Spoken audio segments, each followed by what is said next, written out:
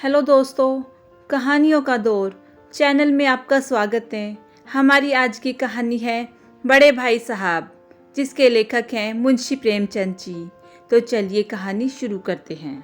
मेरे भाई साहब मुझसे 5 साल बड़े थे, लेकिन 3 दर्जे आगे। उन्होंने भी उसी उम्र में पढ़ना शुरू किया था जब मैंने शुरू किया, लेकिन तालीम जैसे महत्व के मामले में वह जल्दबाजी से काम लेना पसंद न करते थे। इस भवन की बुनियाद खूब मजबूत डालना चाहते थे, जिस पर आलीशान महल बन सके। 1 साल का काम 2 साल में करते थे, कभी कभी 3 साल भी लग जाते थे। बुनियाद ही पुख्ता न हो तो मकान कैसे पायदार बने। मैं छोटा था, वह बड़े थे। मेरी उम्र 9 साल की, वह 14 साल के थे। उन्हें मेरी तंबी और निगरानी का पूरा जन्मसिद्ध अधिकार था, और मेरी शालीनता इसी में थी कि उनके हुक्म को कानून समझूं। वह स्वभाव से बड़े अध्ययनशील थे, हरदम किताब खोले बैठे रहते, और शायद दिमाग को आराम देने के लिए कभी कॉपी पर, कभी किताब के हाशियों पर चिड़ियों, कुत्तों, बिल्लियों की तस्वीर बनाया करते थे। कभी कभी एक ही नाम या शब्द या वाक्य 10-20 बार लिख डालते। कभी एक शेर को बार बार सुंदर अक्षर से नकल करते। कभी ऐसे शब्द रचना करते जिसमें न कोई अर्थ होता, न कोई सामंजस्य। मसलन एक बार उनकी कॉपी पर मैंने यह इबारत देखी, स्पेशल अमीना, भाइयों भाइयों, दरअसल भाई भाई, राधे श्याम, श्रीयुत राधे श्याम। 1 घंटे तक इसके बाद एक आदमी का चेहरा बना हुआ था। मैंने चेष्टा की कि इस पहेली का कोई अर्थ निकालूं, लेकिन असफल रहा, और उसने पूछने का साहस न हुआ। वह 9वीं जमात में थे, मैं 5वीं में। उनकी रचनाओं को समझना मेरे लिए छोटा मुंह बड़ी बात थी। मेरा जी पढ़ने में बिल्कुल न लगता था। 1 घंटा भी किताब लेकर बैठना पहाड़ था। मौका पाते ही हॉस्टल से निकलकर मैदान में आ जाता, और कभी कंकरियाँ उछालता, कभी कागज़ की तितलियाँ उड़ाता। और कहीं कोई साथी मिल गया तो पूछना ही क्या। कभी 4 दीवारी पर चढ़कर नीचे कूद रहे हैं, कभी फाटक पर वार उसे आगे पीछे चलाते हुए मोटर कार का आनंद उठा रहे हैं। लेकिन कमरे में आते ही भाई साहब का रौद्र रूप देखकर प्राण सूख जाते। उनका पहला सवाल होता था, कहाँ थे? हमेशा यही सवाल इसी ध्वनि में पूछा जाता था, और इसका जवाब मेरे पास केवल मौन था। न जाने मुंह से यह बात क्यों न निकलती कि जरा बाहर खेल रहा था। मेरा मौन कह देता था कि मुझे अपना अपराध स्वीकार है, और भाई साहब के लिए इसके सिवा और कोई इलाज न था कि रोष से मिले हुए शब्दों में मेरा सत्कार करें। इस तरह अंग्रेजी पढ़ोगे तो जिंदगी भर पढ़ते रहोगे, और एक हर्फ न आएगा।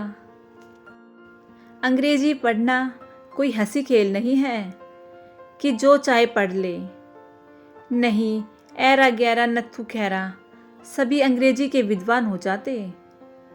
यहाँ रात दिन आंखें फोड़नी पड़ती हैं और खून जलाना पड़ता है जब कहीं यह विद्या आती है। और आती क्या है? हाँ, कहने को आ जाती है।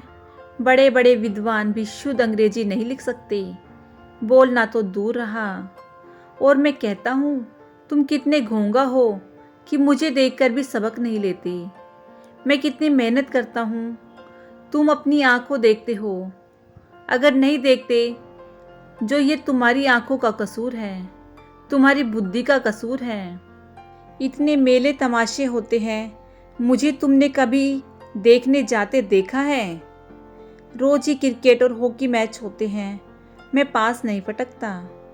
हमेशा पढ़ता रहा हूँ, उस पर भी 1-1 दर्जे में 2-2, 3-3 साल पढ़ा रहता हूँ।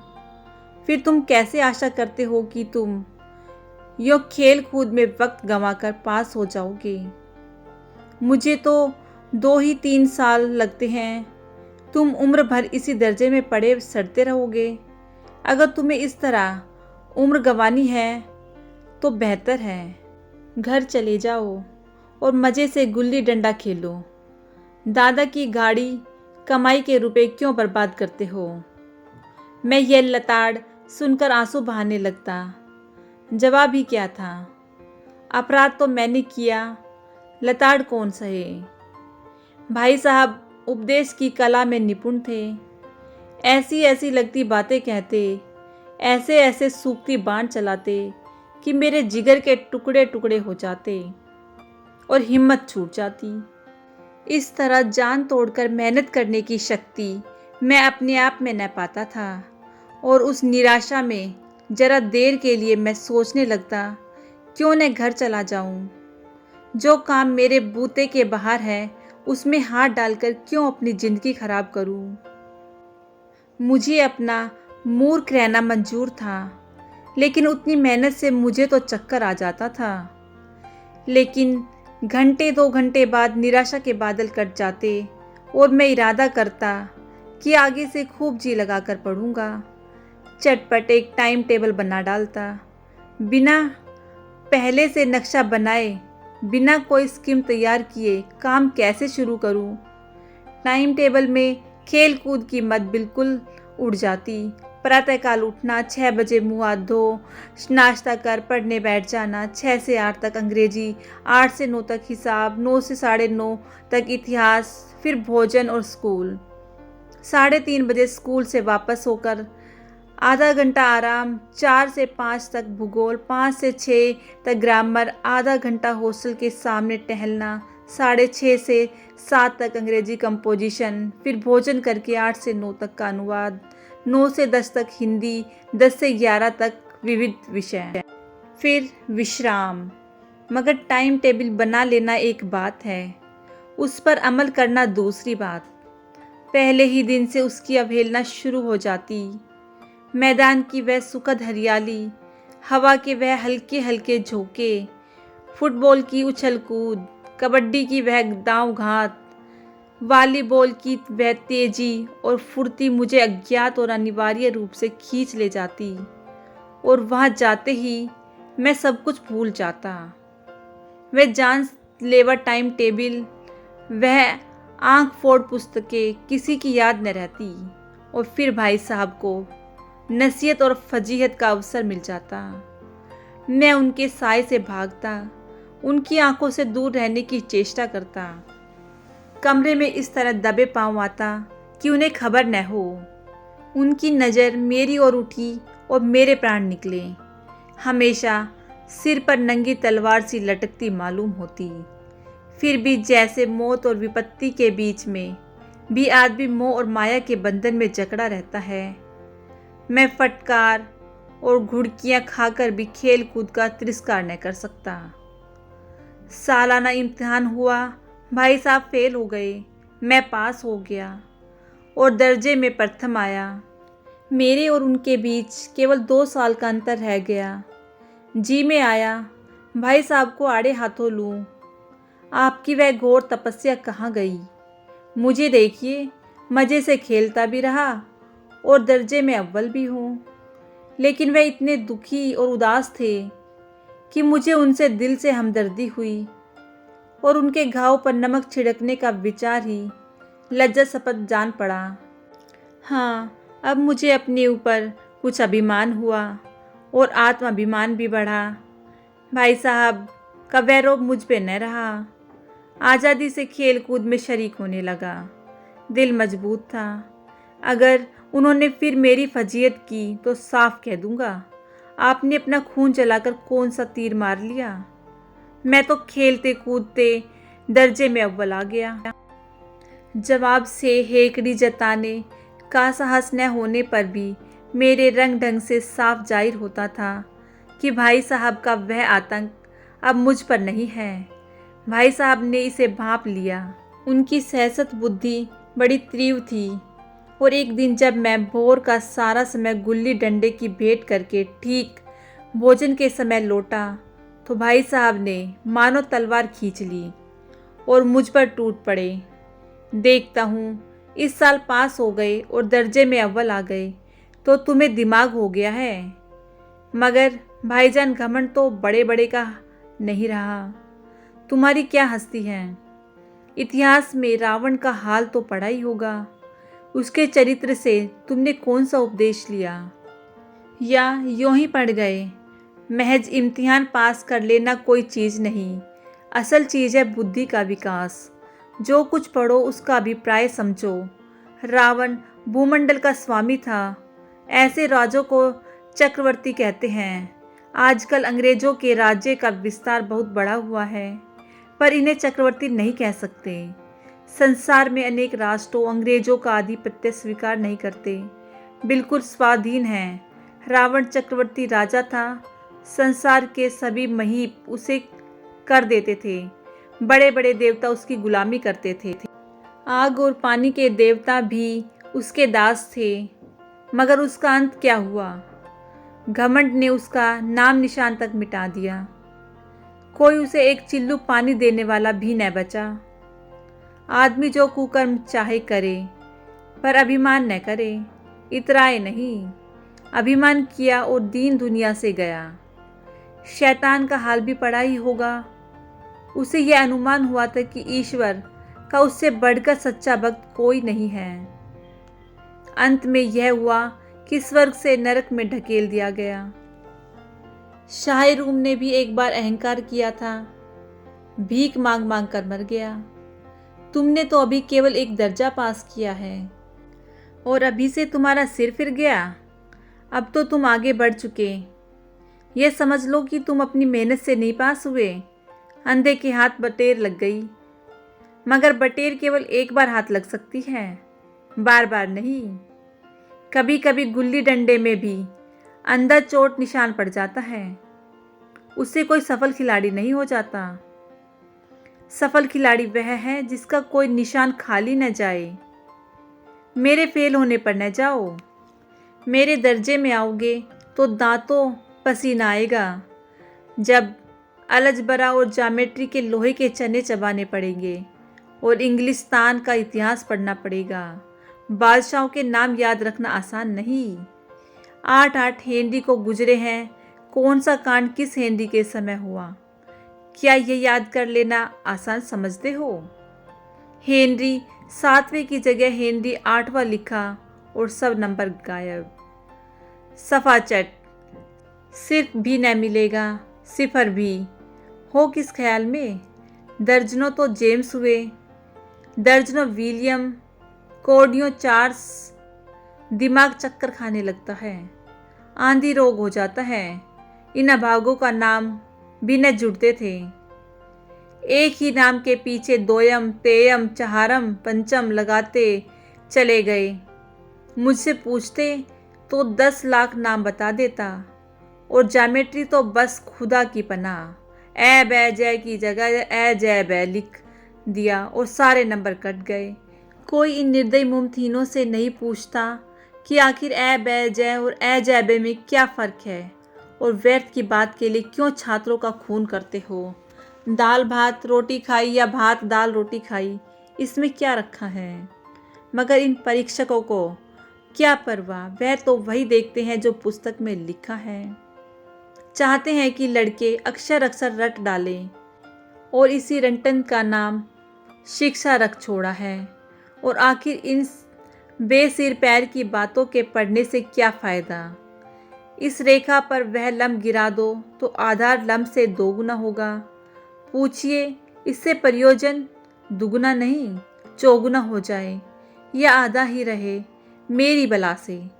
लेकिन परीक्षा में पास होना है तो यह सब खुराफात याद करनी पड़ेगी।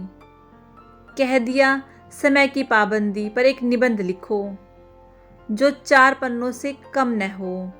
अब आप कॉपी सामने खोलें, कलम हाथ में लिए उसके नाम को रोइए। कौन नहीं जानता कि समय की पाबंदी बहुत अच्छी बात है।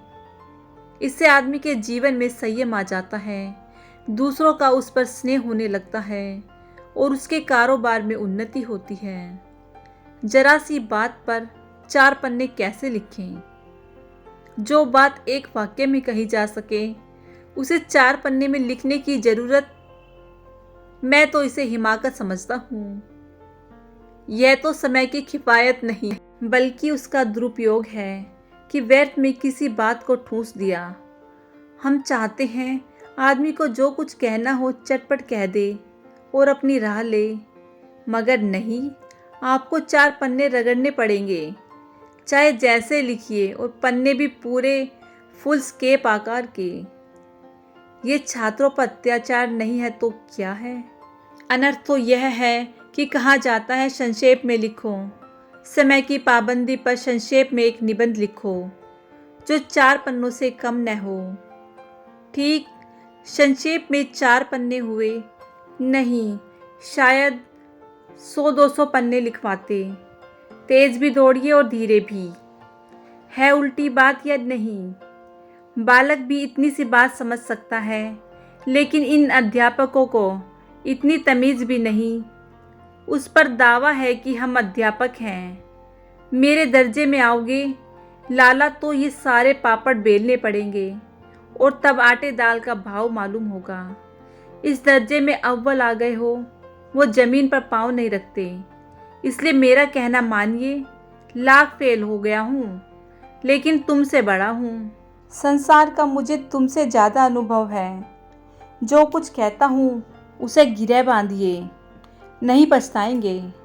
स्कूल का समय निकट था। नहीं, ईश्वर जाने यह उपदेश माला कब समाप्त होती। भोजन आज मुझे निस्वाद सा लग रहा था। जब पास होने पर यह तिरस्कार हो रहा है, तो फेल हो जाने पर तो शायद प्राण ही लिए जाए। भाई साहब ने अपने दर्जे की पढ़ाई का जो भयंकर चित्र खींचा था, उसने मुझे भयभीत कर दिया। कैसे स्कूल छोड़कर घर नहीं भागा, यही ताज्जुब है। लेकिन इतने तिरस्कार पर भी पुस्तकों में मेरी अरुचि ज्यों की त्यों बनी रही। खेल कूद का कोई अवसर हाथ से न जाने देता। पढ़ता भी था मगर बहुत कम, बस इतना कि रोज़ का टास्क पूरा हो जाए और दर्जे में जलील न होना पड़े। अपने ऊपर जो विश्वास पैदा हुआ था वह फिर लुप्त हो गया और फिर चोरों का सा जीवन कटने लगा। फिर सालाना इम्तिहान हुआ और कुछ ऐसा संयोग हुआ कि मैं फिर पास हुआ और भाई साहब फिर फेल हो गए। मैंने बहुत मेहनत न की, पर न जाने कैसे दर्जे में अव्वल आ गया। मुझे खुद अचरज हुआ। भाई साहब ने प्राणांतक परिश्रम किया था। कोर्स का एक एक शब्द चाट गए थे। 10 बजे रात तक इधर, 4 बजे भोर से उबर 6 से 8-9 तक स्कूल जाने के पहले मुद्रा कांतिहीन हो गई थी, मगर बेचारे फेल हो गए। मुझे उन पर दया आती थी। नतीजा सुनाया गया तो वह रो पड़े और मैं भी रोने लगा। अपने पास होने वाली खुशी आधी हो गई। मैं भी फेल हो गया होता तो भाई साहब को इतना दुख न होता। लेकिन विधि की बात कौन टाले। मेरे और भाई साहब के बीच में अब केवल 1 दर्जे का अंतर और रह गया। मेरे मन में एक कुटिल भावना उदय हुई कि भाई साहब 1 साल और फेल हो जाएं तो मैं उनके बराबर हो जाऊं। फिर वह किस आधार पर मेरी फजीयत कर सकेंगे। लेकिन मैंने इस कमीने विचार को दिल से बलपूर्वक निकाल डाला। आखिर वह मुझे मेरे हित के विचार से ही तो डांटते हैं। मुझे उस वक्त अप्रिय लगता है अवश्य, मगर यह शायद उनके उपदेशों का ही असर हो कि मैं दनादन पास होता जाता हूँ, और इतने अच्छे नंबरों से। दोस्तों, कैसी लगी आपको यह कहानी? मुझे कमेंट करके ज़रूर बताइएगा। अगर अच्छी लगी हो तो इस कहानी को लाइक कीजिए, शेयर कीजिए और मेरे चैनल को सब्सक्राइब कीजिए। कहानी सुनने के लिए बहुत बहुत धन्यवाद।